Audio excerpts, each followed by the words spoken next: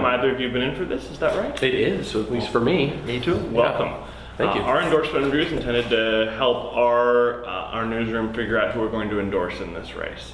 And so we'll be asking a series of questions, trying to get to know both of you better. We may not give equal time. If we find something interesting, we'll probably pursue that line of inquiry for a while.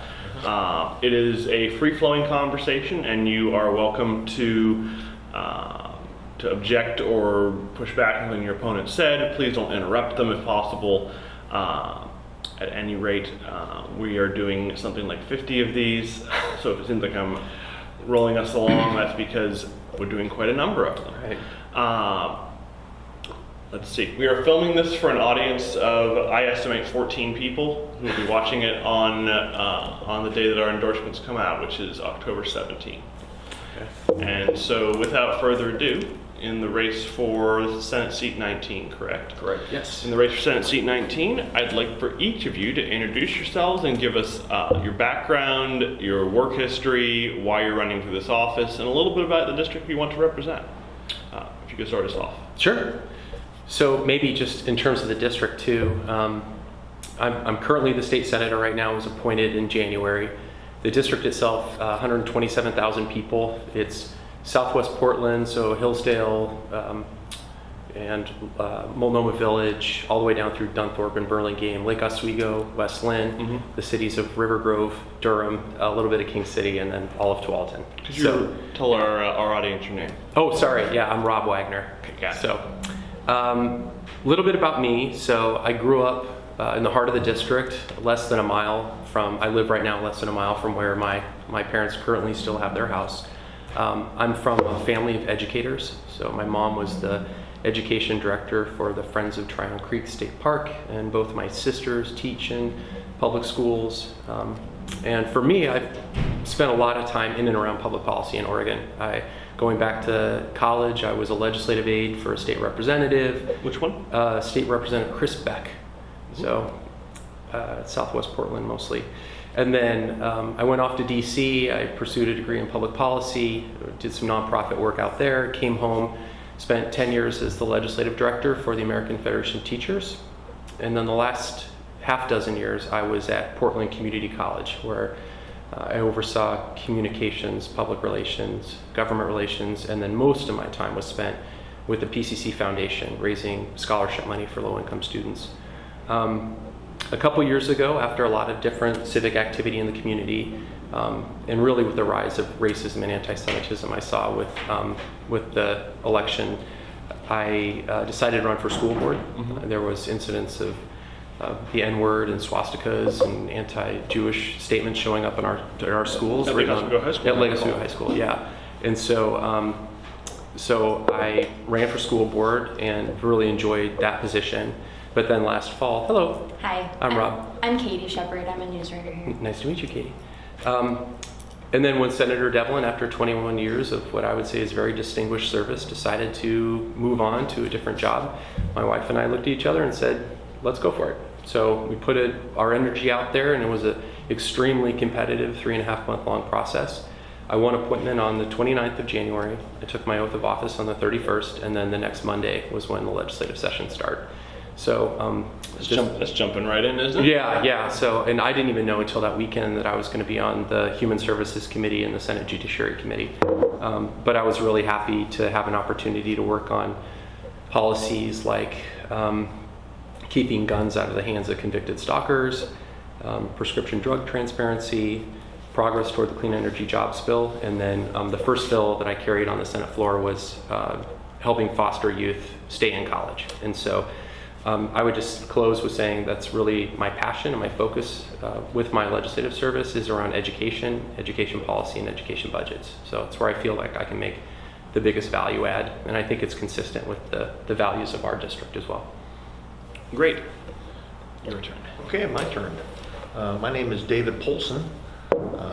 I've been in the district that Rob described for 28 years now. Moved here in about 1990. Married, 2 children. One of my daughter works for Warner Brothers as a storyboard artist. My son has high function autism and still lives at home. My wife is a special education teacher. She has her degree in math, statistics, special education, and multiple certificates in Asperger's, autism, and neuroeducation, and is currently trying to get her PhD in neuroeducation through University of Portland. My background is that I am a graduate civil engineer out of Cal Poly, San Luis Obispo. I have an MBA with an emphasis in Asia that I earned around 2001. And I've spent a few years over in China helping them develop environmental infrastructure to especially wastewater treatment plants, and also to work on their senior care issue that has been created as a result of their 4-2-1. It's 4 parents, 4 grandparents, 2 parents, 1 child, single child policy has created this. And I was there to bring my experience in developing continuing care retirement communities to China and help them introduce what we know here over there for senior housing.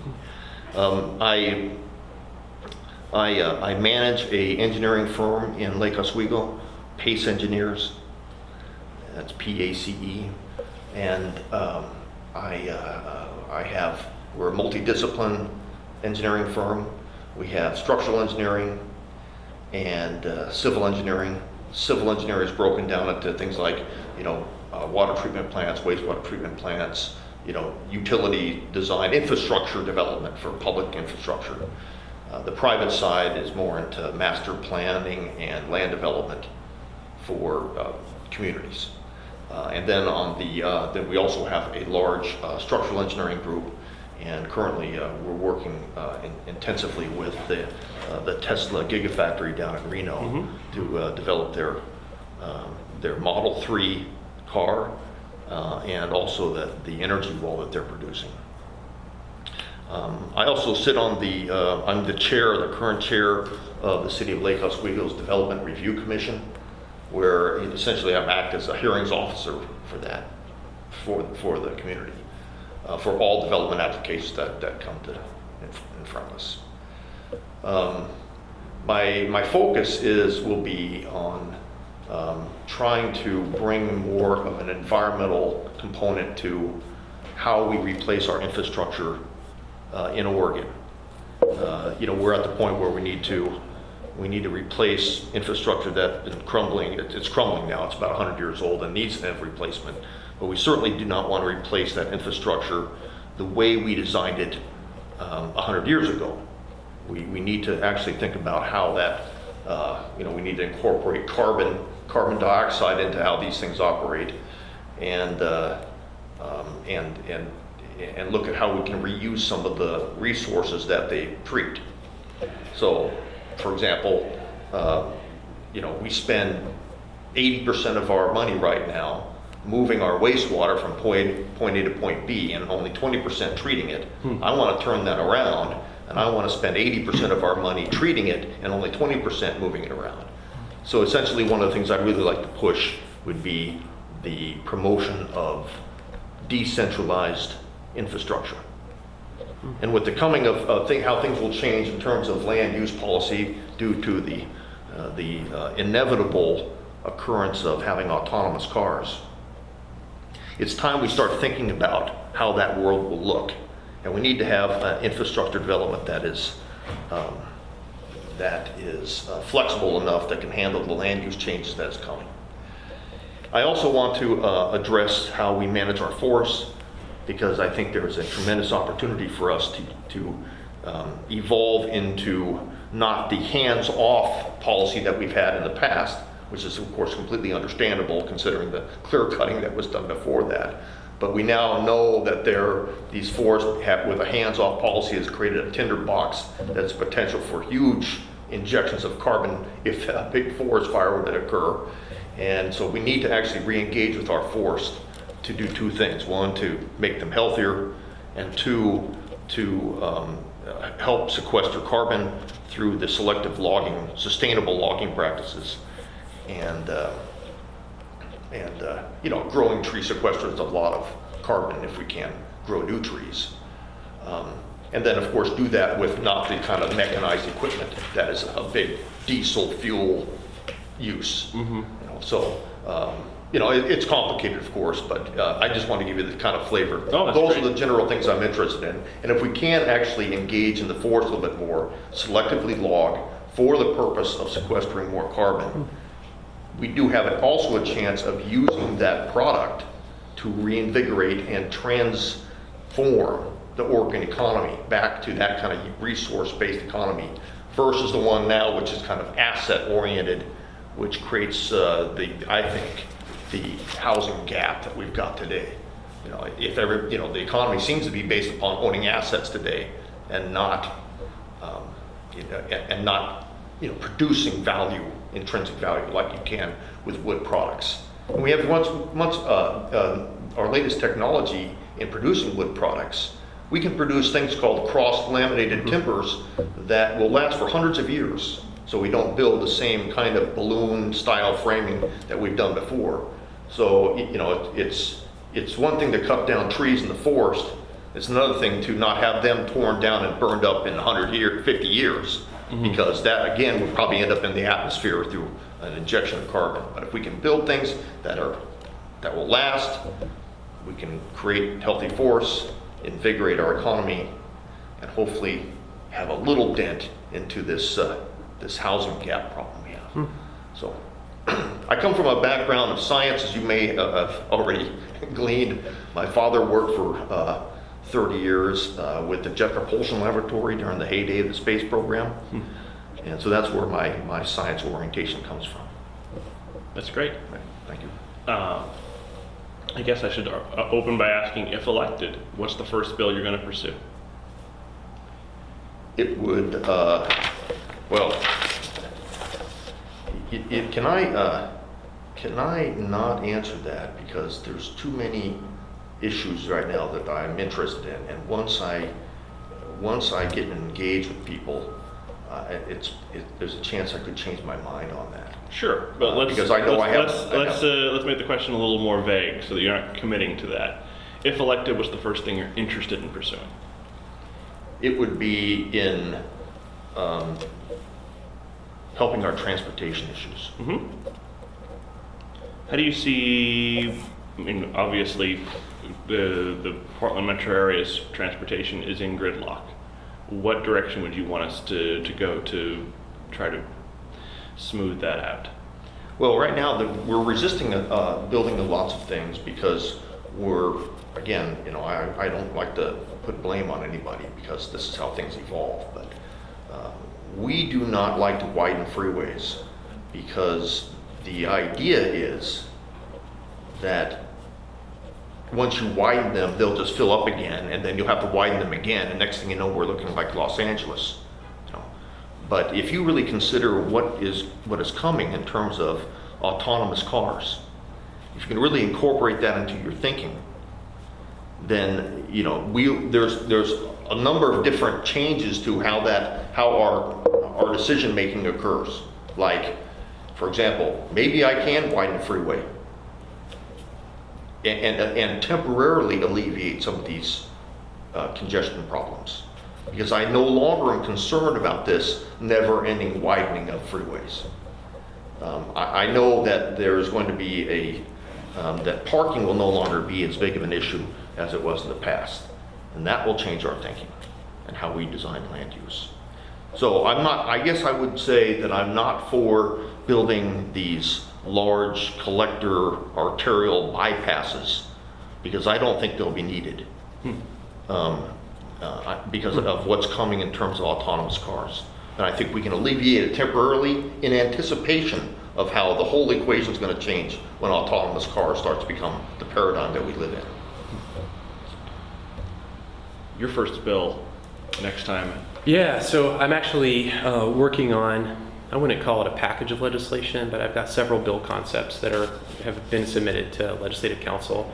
Most of them are around education policy. So I had the opportunity to replace Senator Betsy Johnson on the Attorney General's Task Force for Student Safety. And I have a lot of students. I had over 300 students that came to the state capitol to petition and advocate for sensible gun safety legislation.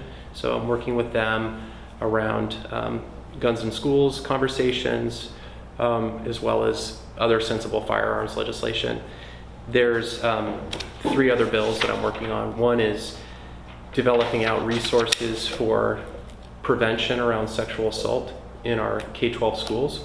So right now there's only a half of one position that coordinates all sexual assault education. And so I'm working with the Attorney General on developing out additional resources for that. Next Tuesday at 2 o'clock, my little bit of a promo. I know we're not up until October 17th, but I had several Tuesdays ago. Several Tuesdays ago, I was approached by a constituent, a 15-year-old girl who developed a friendship with a gentleman named Alter Wiener. He's a 92-year-old Holocaust survivor, and he's actually coming to the Capitol, and we're introducing legislation to mandate Holocaust and genocide education in our schools. And I've been wondering about this. Sorry to interrupt. Oh yeah, no, that's fine. Absolutely. Is Holocaust education not mandated in Oregon schools? It is not. Is it taught in Oregon schools? That's a good question. We don't know. That's why I want to do a little bit of survey work, working with school districts to find out. I've had conversations with folks at the state Oregon Department of Education. But I do know the statistics countrywide right now is that 22% of youth who are graduating from high schools can't identify the Holocaust at all or anything about it. And that's double from 20 years ago. And we're losing Holocaust survivors every day. There were 6 Holocaust survivors here in Oregon who passed away just last year. And so I had an opportunity to sit with Claire Sarnowski and Alter several times, and when you hear his story, you realize how important it is that we're talking about these issues, and not just limited to the Holocaust, but sort of other genocide issues too. So it's kind of, I mean, it may seem like a niche issue, but I do think it has kind of ripples out to what are we teaching in our schools? How are we approaching social studies curricula?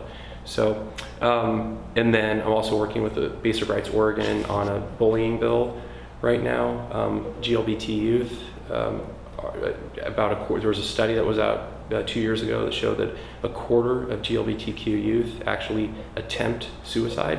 And so what are we doing within our schools to try to encourage conversations and supports? And then finally, with the task force that I'm working on, promoting safeoregon.org. It's a website where students or faculty or whomever within a school can go online and report a threat. So whether or not they think that someone is going to be harmful to a school setting, but also might be harmful to themselves. So that's kind of a package of sort of safe schools legislation. And then I'm engaged in conversations with other legislators about some bigger issues too, related to clean energy jobs and some of the big issues that I think we'll be facing this upcoming legislative session. So the gun safety in schools. Can you be more specific about what you're looking at? Well, and this again, I was really intrigued. Right now, I think following Parkland, students are actively engaged in this conversation.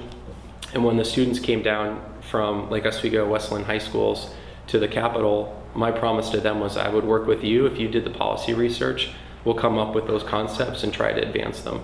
And so, so there's multiple different attempts at this. There's obviously, and I'm sure you're well aware that there's issues around sensible gun storage legislation. So Henry's group that's doing this work. And then also, I know Senator Burdick's been working a long time on trying to allow local school boards to pass policies that would establish gun-free zones in their schools.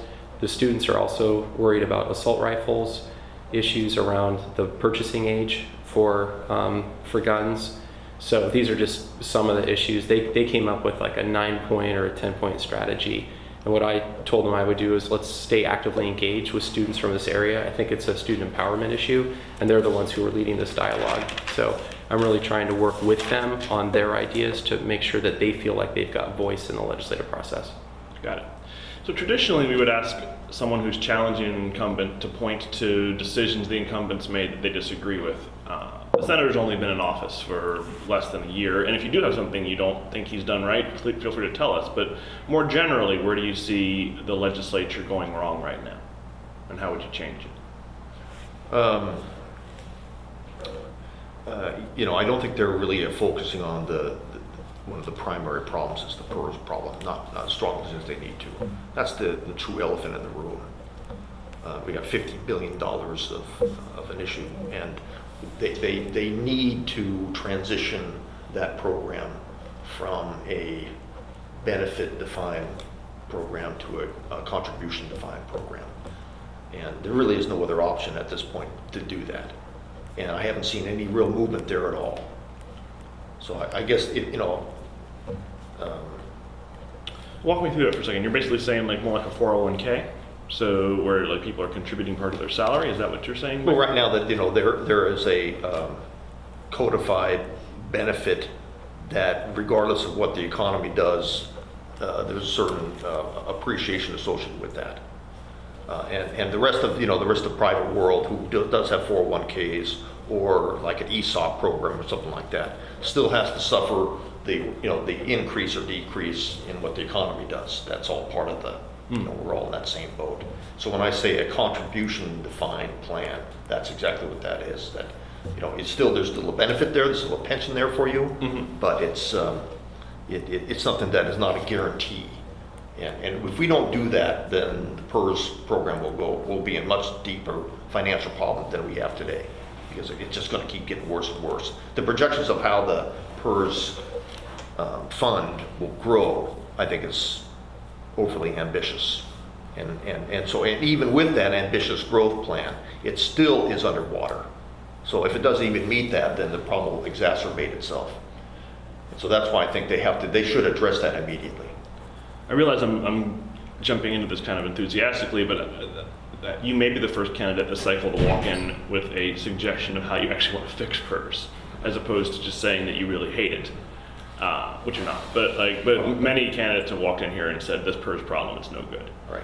But you seem to have an idea of how you want to fix it. I have an idea, but let me share my DNA as an engineer. Okay? When I believe in the process of solving a problem, it's hard just to come up with, here's a silver bullet, and if I don't have anything to back it, What we do as engineers is we follow what I call a self-informing process.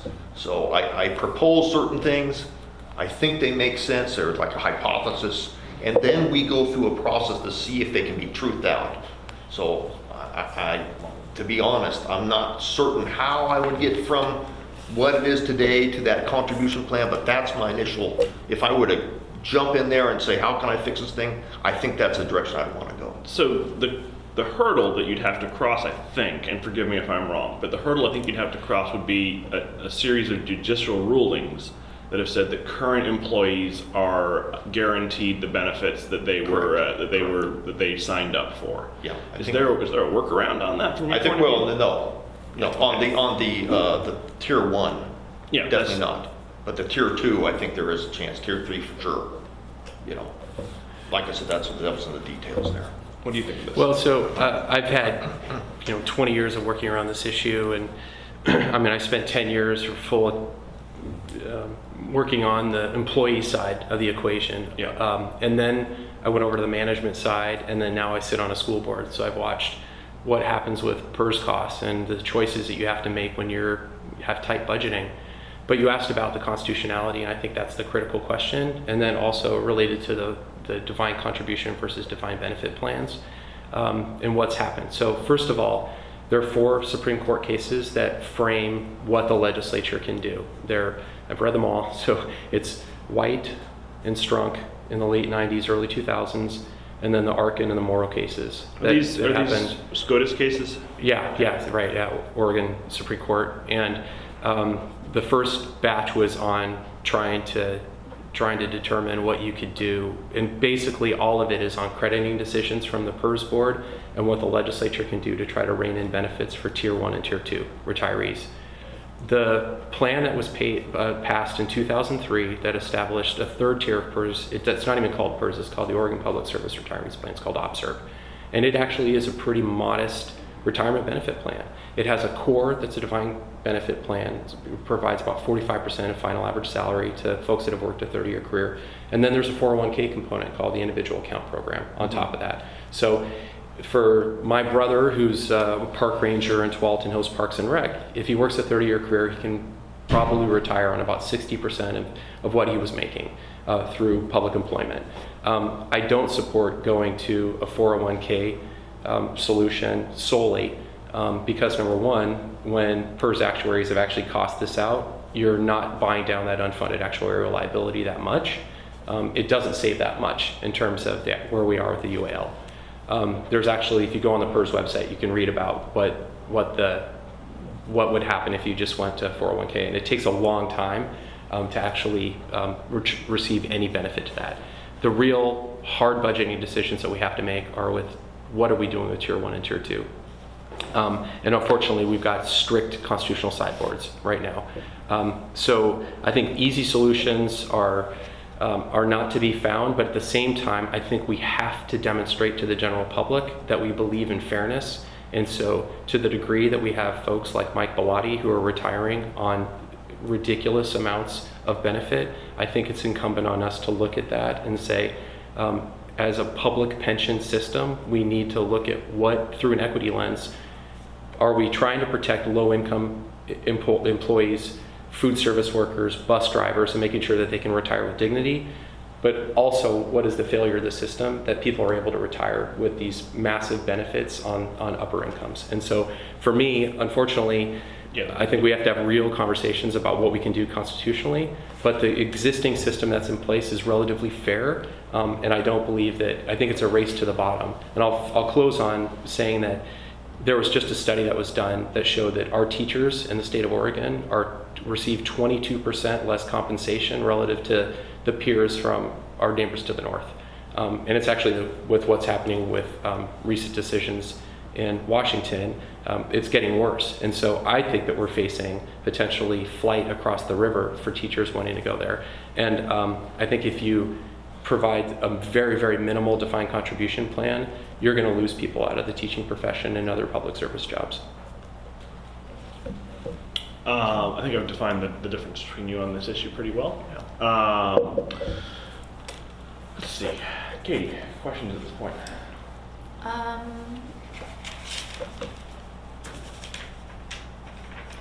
You mentioned the housing shortage. Yes.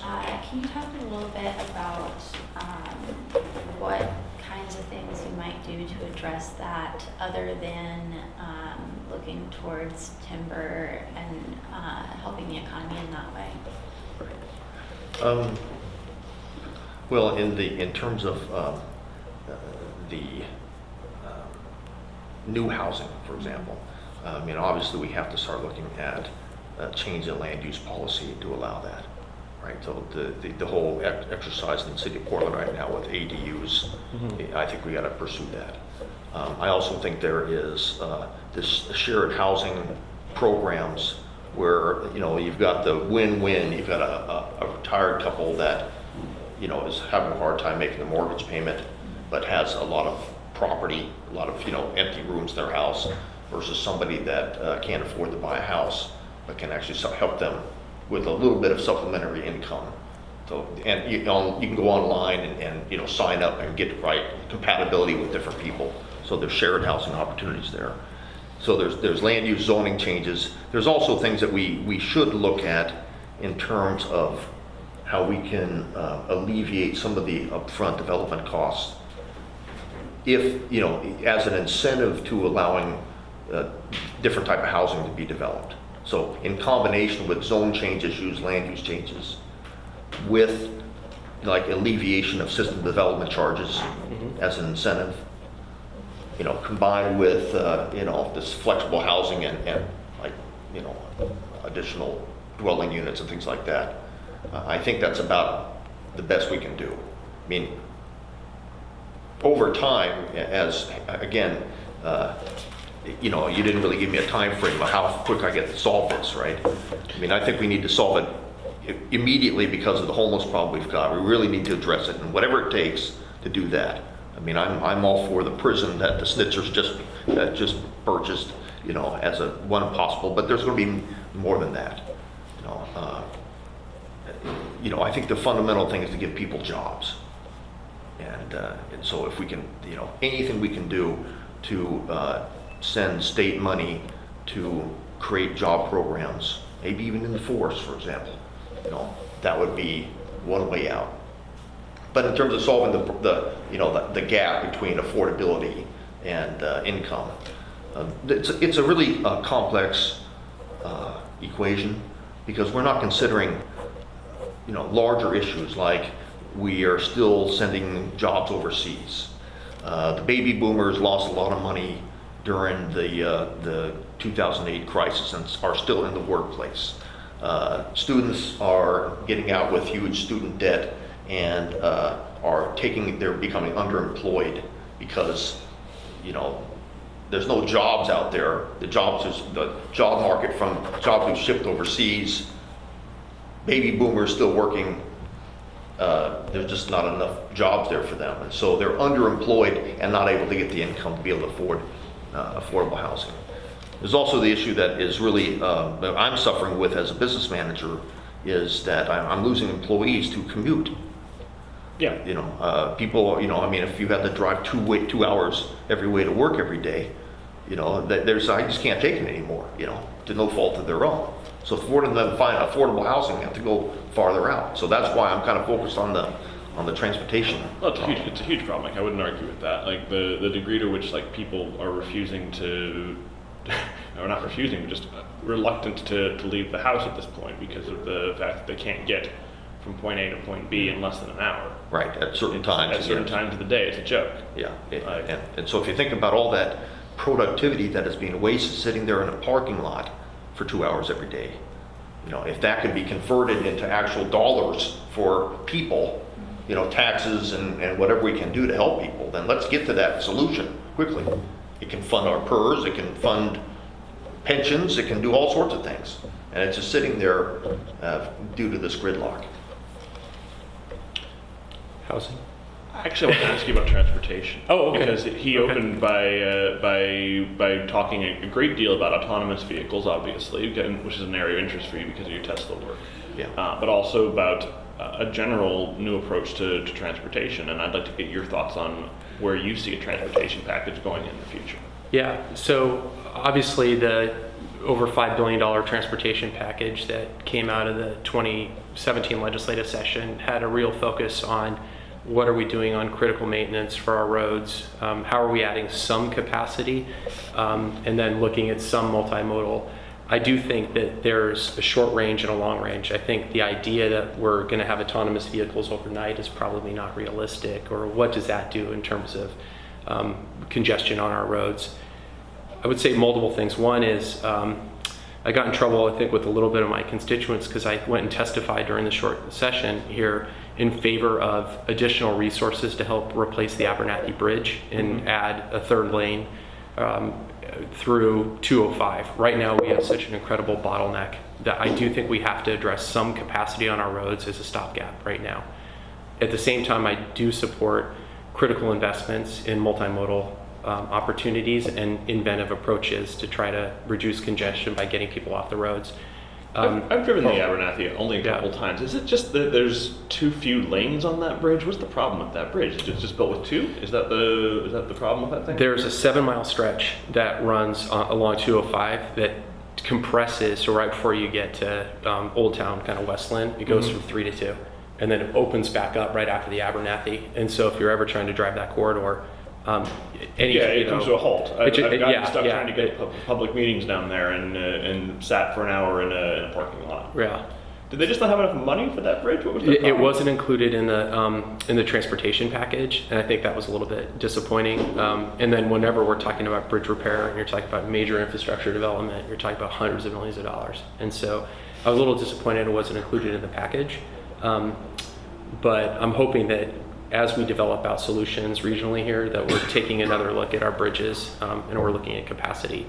Again, I think David and I actually really do agree on longer range. I think there is technological change that's going to happen, but I also believe in trying to find investments if we can leverage federal resources on light rail.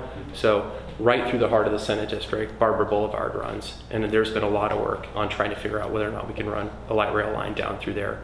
When I was at PCC, we were actively engaged in conversations because we have over 30,000 students that are at the Sylvania campus, and it was exceedingly difficult. Parking is terrible, and then also you had students sitting, if you're trying to take transit from Northeast Portland to try to get to the Sylvania campus, you're talking about an hour and a 45-minute commute. Right. And so, Didn't the final plans on the Barber extension end up bypassing Sylvania though? yeah, it was disappointing. They were talking about a cut and cover tunnel Yeah. there. Instead, they're going to try to run like a little jitney or something like that. So they'll be, assuming that they get federal funding and they can actually get through a transportation package, probably Metro working with TriMet in 2020 on trying to get voter approval. But if they get that far, I'm hoping that at least we can do something to try to provide some relief to those students. But I I definitely was support disappointed it. because while tunnels Yeah. are incredibly expensive, they're also really heckin' cool. Yeah, it was actually, if you go back and look at some of the design work on that, I mean, you're the engineer, but it was really cool looking at what kind of their proposal was. And if you look at where they were going to. It was going to go under Sylvania, which was going to be fascinating. Like Right. put it right under the hills and do an Oregon Zoo style elevator down from the campus, which is just cool as heck. It would have been really, Yeah. really It's not- special. You know, I mean, but- the answer to your question, I'm sorry. yeah, no, That's it's good. fine. Yeah, The building the Abernathy Bridge, what a lot of people don't really appreciate the fact is that you have to build a temporary bridge first to build the widening. And the temporary bridge has got to hold this huge equipment. It's actually got to be 5 times stronger than the ultimate bridge that you're building. Oh, I didn't know that. And I've seen so- these temporary bridges built because I've been vacationing up in mountainous Washington and the Cascades, and Right. they've been doing some highway work on the I think 22, the 2 highways up near Wenatchee, and Right. Yeah, and- We have an office up there. yeah, and those temporary bridges are amazing because they're up way in the mountains, and they're holding all the equipment. Wow. Right. No, I've done a lot of bridge work. As a matter of fact, I don't like to admit this in public, but I actually did work on the bridge to nowhere up in Ketchikan. Oh, nice. boy. And that's where you learn all these things about how, they look at how much money it is for a town of 8,000 people, and that's where you say, well, let me explain, because you have to build this temporary bridge first, to get the kind of equipment out there. And then also over the Willamette, we've got to make sure that it's environmentally sound, so it's difficult to put structures in that prevent debris from falling into the water. And then there's also the traffic control issue. Yeah. You got to do this and keep that thing alive at the same time. So it's not what you call an uncomplicated solution, and I can understand it'd be quite expensive to get to that. So we're getting, by my choice, we're really wonking out here, and I'm really enjoying it. But Yeah. let's get down to some politics real fast. Fine. Sure. Measure 103, the grocery tax ban. Where are you on that? Yes or no? Yeah, I'm a no. I do think that preemptive constitutional amendments to limit the legislature or the general public's ability to have conversations around sensible revenue reform doesn't make a lot of sense. I think it's trying to find solution to something that isn't a problem right now. And obviously we know that there's a big motivation inherent in that people may or may not be talking about, and that is trying to preempt the legislature or local constituencies from looking at sugar beverage taxes. So, Right.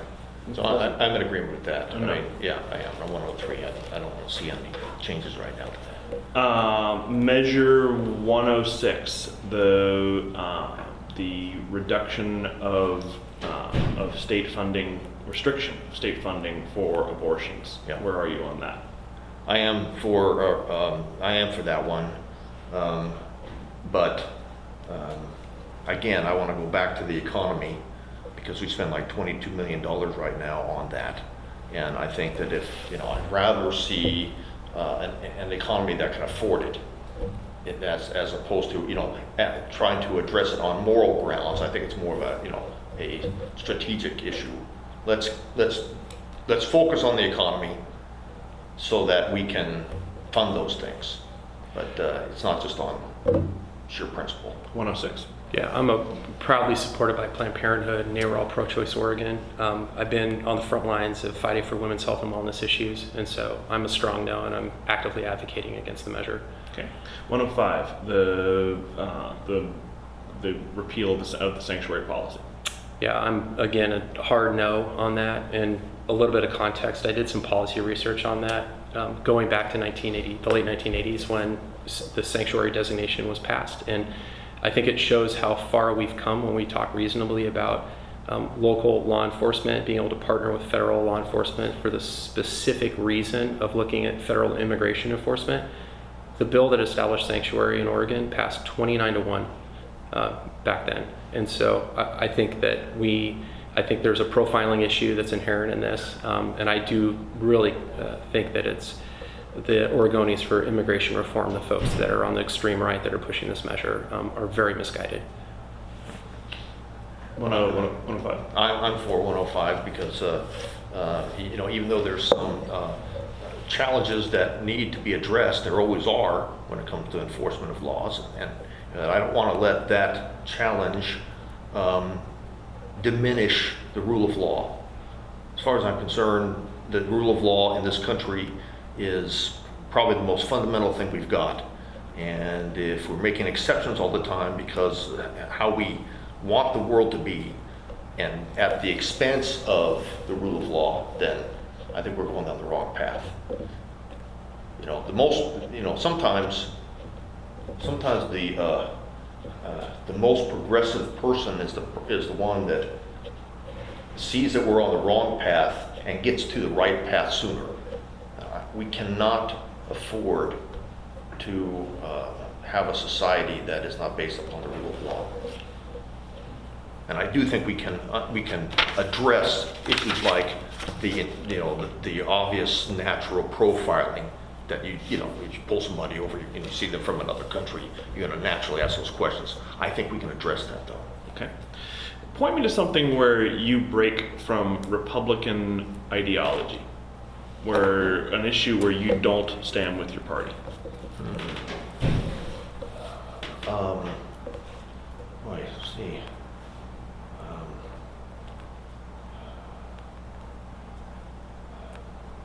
It's a tough one, because I do generally agree with most of the conservative principles. I guess I break with them when it comes to economic issues. And what I will tell you is a little bit, I think a little bit too involved to really get in too much depth with. But if you study economics, after a while you learn who you are, just like you learn if you're a Democrat or Republican. Mm-hmm. Like, are you a Keynesian economist, or you are a monetarist, or are you an Austrian economist? If you study it long enough, you learn how you are. And I think that we have fundamental problems with, we're all Keynesians right now, and which has led to the central government, banking manipulation of the economy. And I think that plus the creation of Freddie and Fannie and government-secured enterprises, what led us to this government-secured, this bubble that we had in 2007, where that whole policy has led to the economy being oriented towards asset ownership and not production ownership. And I don't think, even though it's been 10 years since that recession, I think we have not really learned any hard lessons there yet. So you're not a Keynesian? I'm not a Keynesian, no. But I would like to elaborate on that, but I don't want to get too wonky. Use your term, For what it's worth, I don't think that most of our viewers at home are going to, you're not going to lose their vote by saying you're not a Keynesian. I don't think most of them are too up on 1930s economists. But right. But you get to the Chicago school and it's a whole different thing. It's a whole, right. Don't say anything about that on camera. Yeah. Well, it's a global economy. Right. I want to make sure I get that out. Okay, that we've always thought in terms of just just the domestic economy, and if you think about people in the central bank making decisions about the price of money, and they're trying to make that decision based upon the entire world, because it is a global economy now. Mm-hmm. You'd have to say, really? Do you really think you've got the ability to do that? That you can really understand the results or the unintended consequences of your actions? And so I'm much more for the marketplace actually dictating the price of money. And I'm for real money instead of fiat currencies. So that's what makes me an Austrian economist. Okay. All right, very good.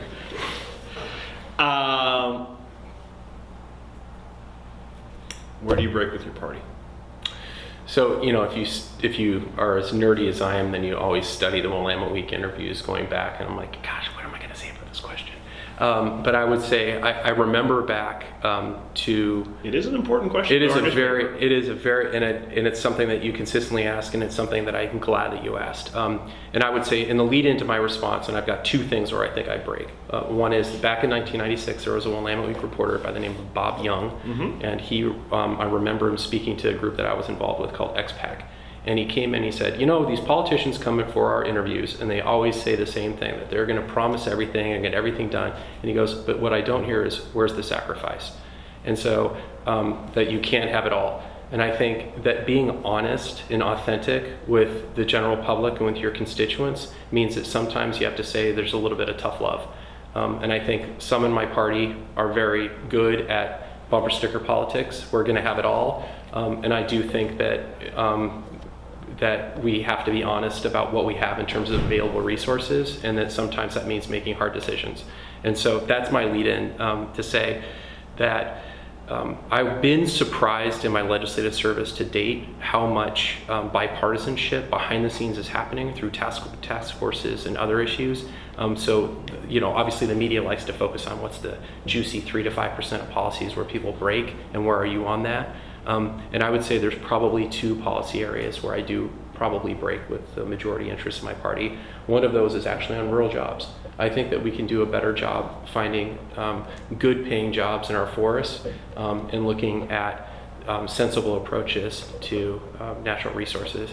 That doesn't mean that I'm for pesticide spraying and other things, but I'm very open to those conversations. But you're interested at least in talking about some forest management practices. Absolutely, okay. Yeah. My brother was a forester with U.S. Forest Service, and I was surprised to the degree that folks who have really been in the woods and talk about it, I think that sometimes we're leaving real solutions out there. And I also think that sometimes there's kind of this Portland mentality that we don't really realize what's happening to our rural communities, and that we can do a much better job reaching out and understanding and listening to what their concerns are.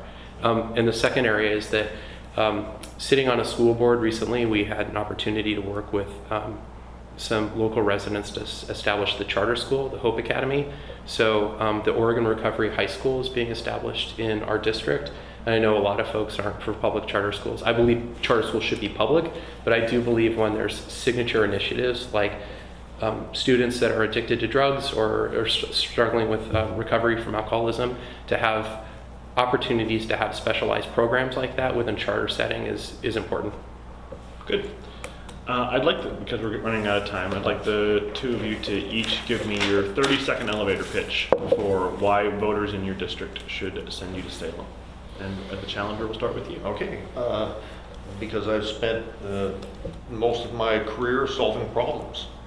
And I've got the breadth of understanding of business, how the public actually functions in terms of projects, and I have the ability to get down to the fundamental parameters of every project and fix those problems at that level, as opposed when it gets to the ballot measure. For example, if you're going to have a school bond measure, and then the ballot measure says, protect the kids. I want to get down there and say, does this really violate the seismic code? How do we want our schools to look when the earthquake hits? Perfect, or they can be damaged, or what? Let's make those value decisions early on in that stage of the project. So that's my fundamental thing that I bring to the table, is the ability to solve problems, follow a self-informing process. And I also think that I have an environmental agenda that's not just passing regulations to curtail business. This is fundamental transformation of business and how we live and work through how we replace our infrastructure that's environmentally sound. And I know that autonomous cars are still a long way off, but we know that they are coming, and therefore we can change our thinking today. We need to start thinking about what that world's going to be like, and get away from the old arguments against doing things like the temporary alleviation of traffic. We can do it now without concerns about this growing into some monstrosity. And that's just one example. The other one is, if parking lots are going to go away, think of what that'll do. because car ownership won't be necessary anymore. There'll be the price of point-to-point on-demand transportation will go way down because there'll all be electric vehicles, and it'll completely change how our whole cities operate and everything. And it's time we start thinking about that and making decisions accordingly. So that's why they should probably go for me. Innovation, problem solving. Great. And a very, very fundamental practical question that I should have asked at the beginning. What's your age? 61. Great. I'll do the same with you. Okay, Age. my age, I'm 45, Great. but I feel 61. Don't we all? Yeah. Please give us your elevator pitch. Elevator pitch. Okay, so it has been an absolute amazing ride the last few months to have an opportunity to serve in the state senate, and I would ask my constituents for an opportunity to send me back.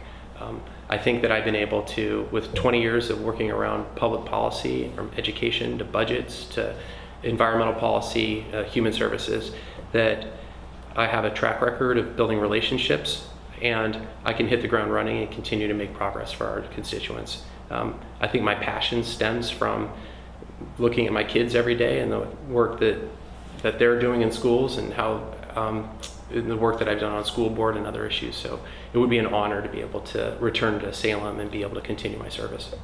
Great. As both of you may or may not know at this point, every single cycle we have what we call a fun question to finish this out. It's fun for us. It isn't necessarily fun for you. This year's is very simple. We're asking all candidates in this cycle what most frightens them. And so we're asking, what most frightens you? What most frightens us? The state of our public schools is what frightens me the most. And I'd like to explain a little bit if I can.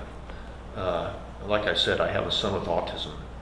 And we have learned through that experience for the past 21 years with him how people learn.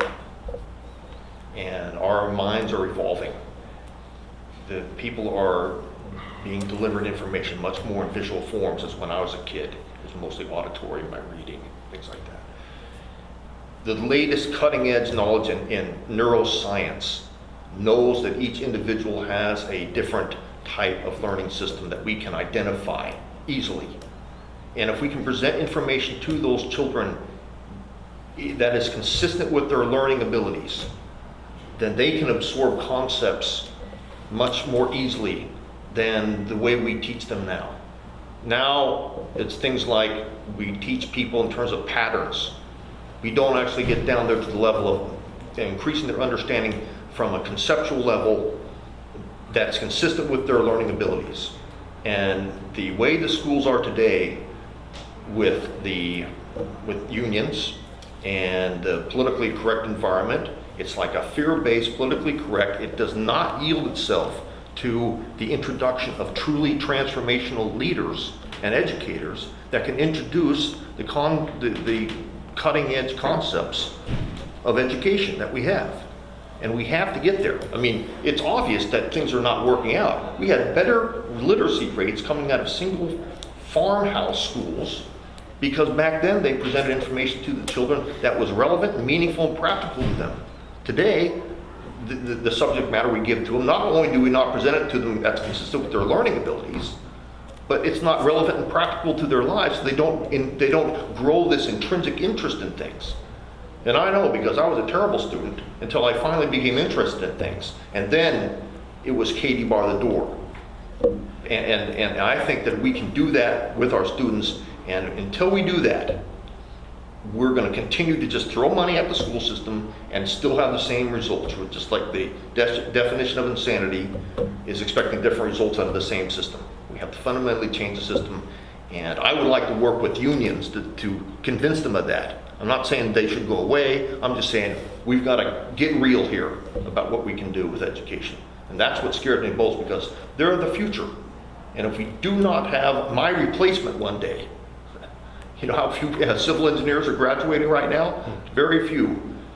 And so we need to replace STEM education. All that needs to be taught in a level that they truly understand how the physical world works, not just some patterned understanding.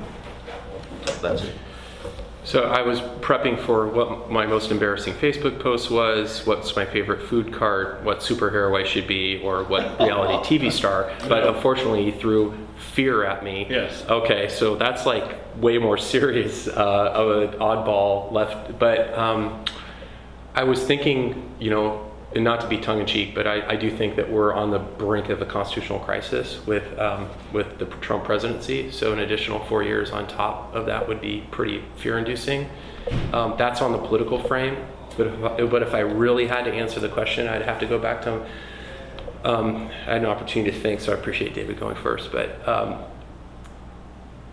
when I was 9 years old, I remember my mother telling me that I asked her this question, and she said, the biggest fear that I have is outliving my child, outliving one of you. And now that my kids are almost 16, and I think about them driving, and I finally get what she was talking about. So for me, it's the fear of that my kids are going to get hurt, or that they'll end up in a situation where I lose them. That's my greatest fear in my life. On that level, I agree. Nothing's worse than that. And believe me, going through teaching my daughter to drive was, hair raising. But they get through it, Rob. So. Yeah. Right now, I don't know. It doesn't feel that way. So Right. anyway, And on that cheering note, appreciate it. Yeah. thank you to both of you. We really appreciate your time. She'll stick around for about 2 minutes. We're going to bring up